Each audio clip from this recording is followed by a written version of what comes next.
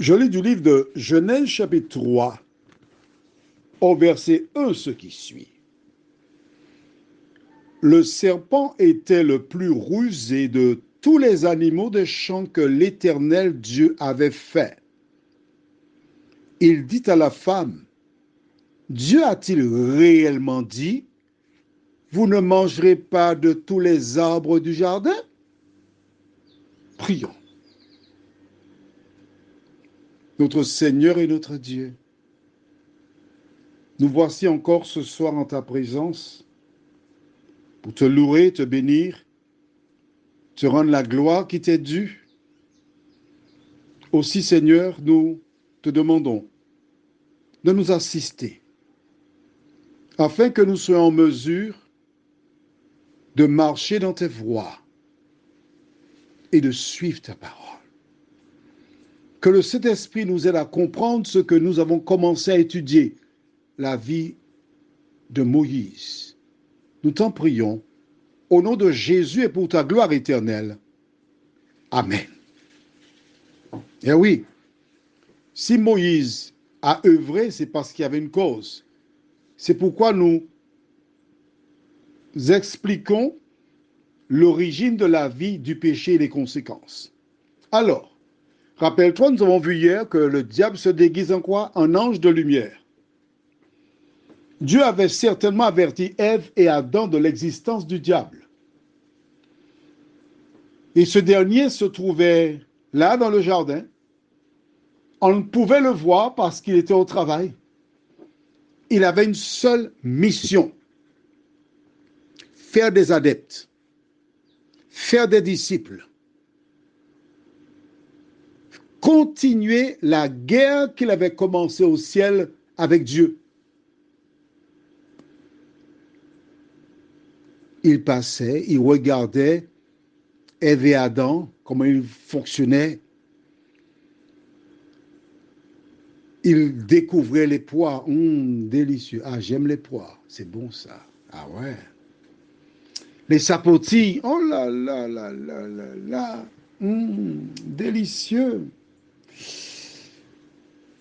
Et à la fin de la journée, quand il passait, il regardait l'arbre. Et là, l'ennemi les observait. Il se posait des questions, mais quel goût il a, ce fruit-là? Les yeux pétillaient. Et il observait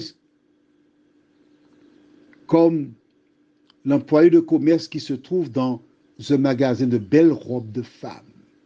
On ne la voit pas, mais elle est là. Et quand une femme passe devant le magasin, elle s'arrête, elle regarde un modèle. Quand elle est expérimentée, elle voit les yeux briller, elle sait qu'elle est intéressée par le modèle. Elle n'est pas pressée, puisque la dame a l'habitude de passer dans le secteur. Au contraire, elle va épouster la robe, elle va mettre un sac qui va avec des chaussures.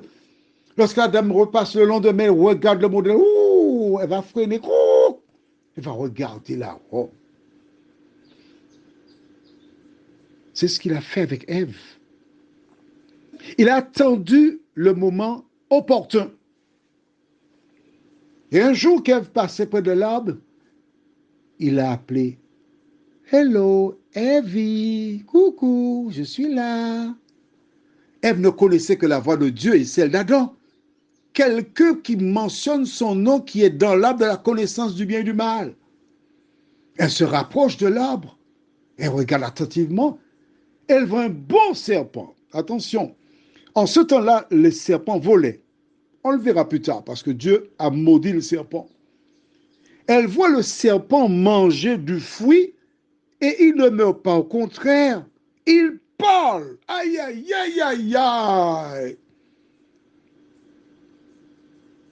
Elle déduit donc que le fruit permet au serpent animal qui ne parlait pas de parler.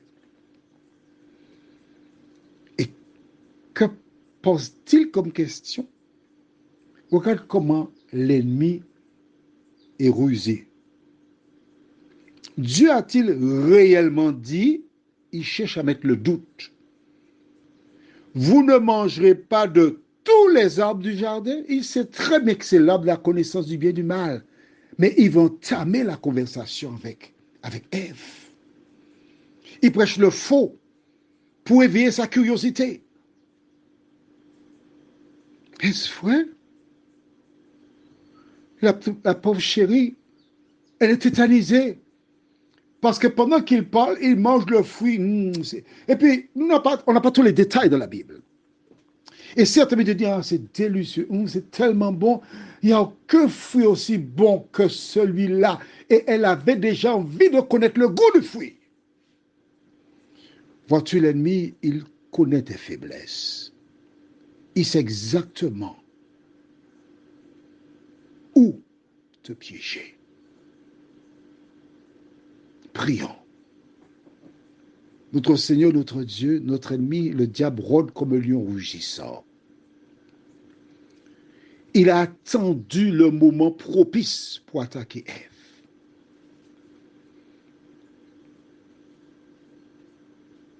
Il n'a pas agi sur un coup de tête, mais avec calme, méthode. Seigneur, il nous observe. Il connaît nos faiblesses. Viens nous aider à faire un bilan sur nous-mêmes, à identifier notre situation, afin que nous puissions, jour après jour, vivre pour toi et en toi. Que le Saint-Esprit nous éclaire et nous dirige dans toute la vérité, nous t'en prions. Au nom de Jésus et pour ta gloire éternelle. Amen. Je te souhaite une bonne nuit sous le regard de Dieu.